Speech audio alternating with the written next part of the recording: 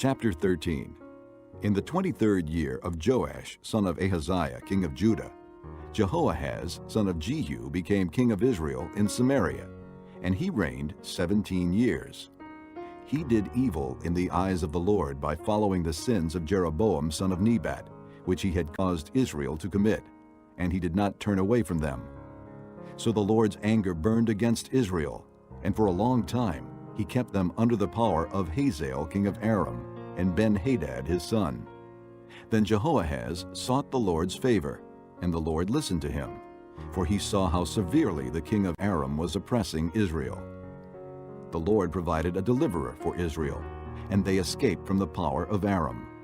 So the Israelites lived in their own homes as they had before, but they did not turn away from the sins of the house of Jeroboam, which he had caused Israel to commit. They continued in them. Also, the Asherah pole remained standing in Samaria. Nothing had been left of the army of Jehoahaz except 50 horsemen, 10 chariots, and 10,000 foot soldiers, for the king of Aram had destroyed the rest and made them like the dust at threshing time. As for the other events of the reign of Jehoahaz, all he did, and his achievements, are they not written in the book of the annals of the kings of Israel? Jehoahaz rested with his fathers, and was buried in Samaria, and Jehoash his son succeeded him as king. In the 37th year of Joash king of Judah, Jehoash son of Jehoahaz became king of Israel in Samaria, and he reigned 16 years. He did evil in the eyes of the Lord, and did not turn away from any of the sins of Jeroboam son of Nebat, which he had caused Israel to commit. He continued in them. As for the other events of the reign of Jehoash, all he did, and his achievements, including his war against Amaziah king of Judah, are they not written in the book of the annals of the kings of Israel? Jehoash rested with his fathers, and Jeroboam succeeded him on the throne.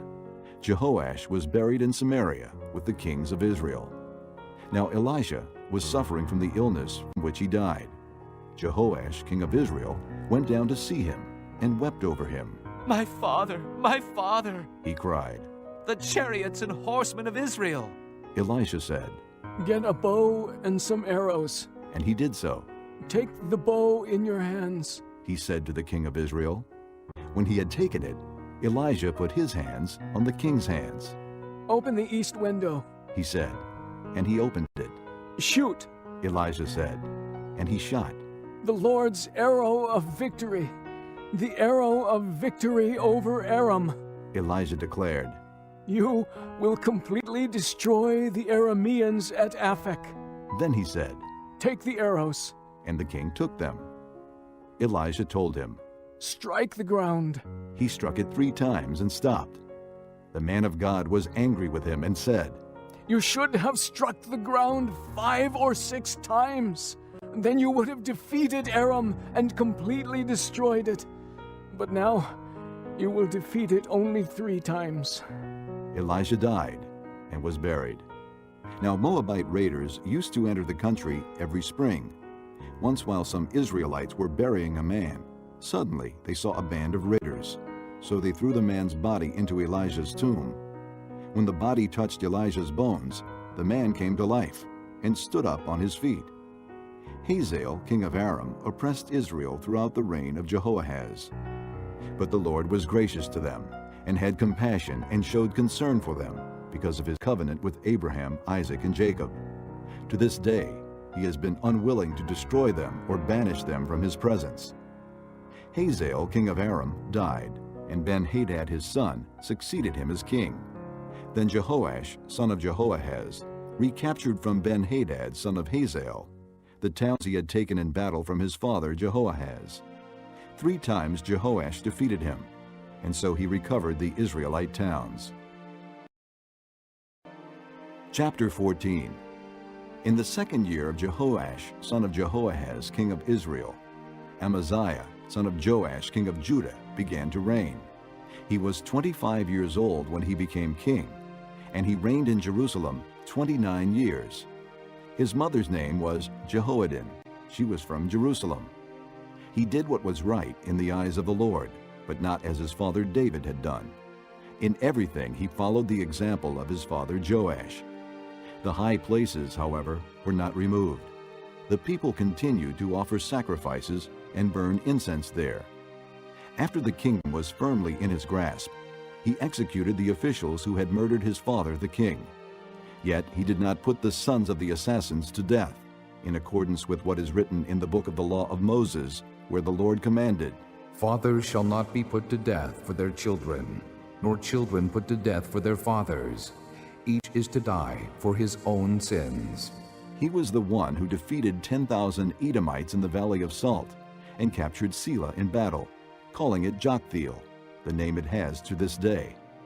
Then Amaziah sent messengers to Jehoash, son of Jehoahaz, the son of Jehu, king of Israel, with the challenge, Come, meet me face to face. But Jehoash, king of Israel, replied to Amaziah, king of Judah, A thistle in Lebanon sent a message to a cedar in Lebanon, Give your daughter to my son in marriage.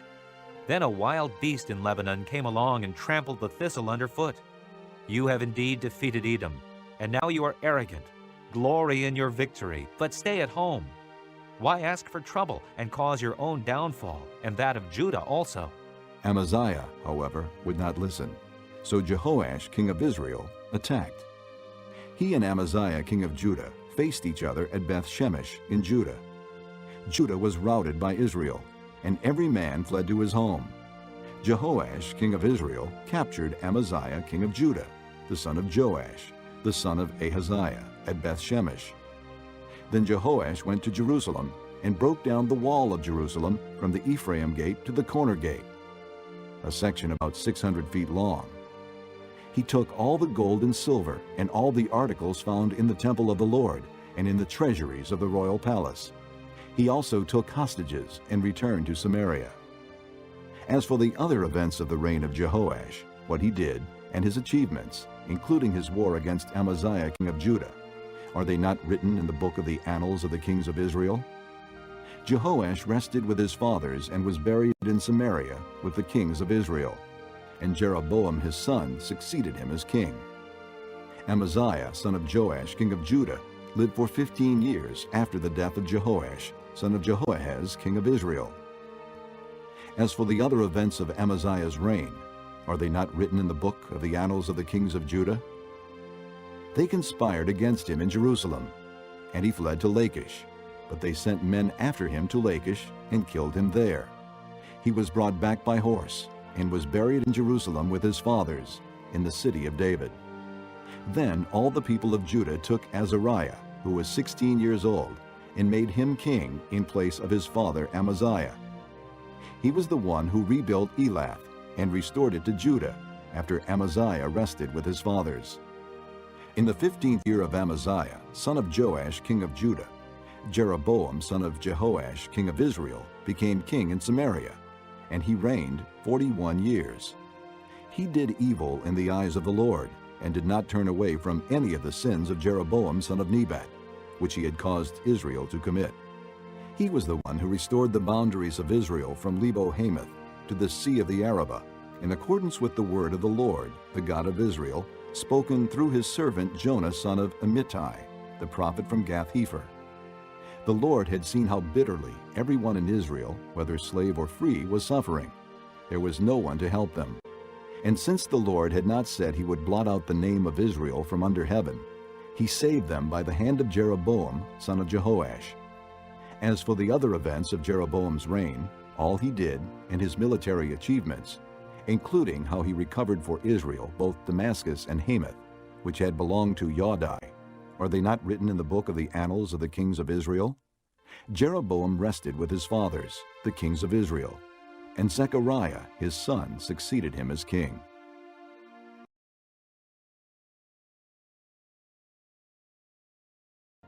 Chapter 2. On the third day, a wedding took place at Cana in Galilee.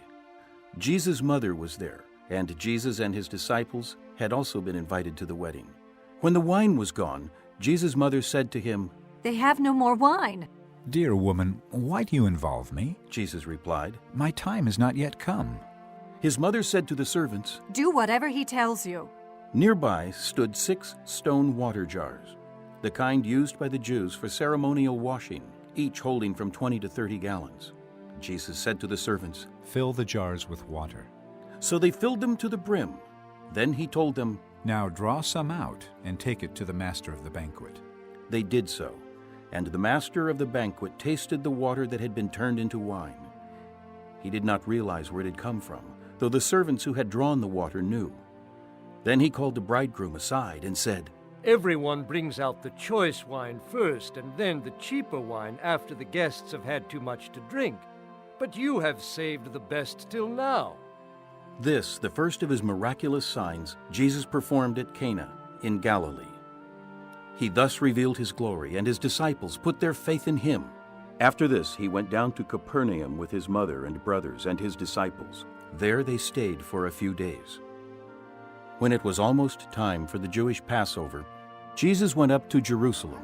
In the temple courts, he found men selling cattle, sheep, and doves, and others sitting at tables exchanging money. So he made a whip out of cords and drove all from the temple area, both sheep and cattle. He scattered the coins of the money changers and overturned their tables. To those who sold doves, he said, Get these out of here. How dare you turn my father's house into a market? His disciples remembered that it is written, Zeal for your house will consume me.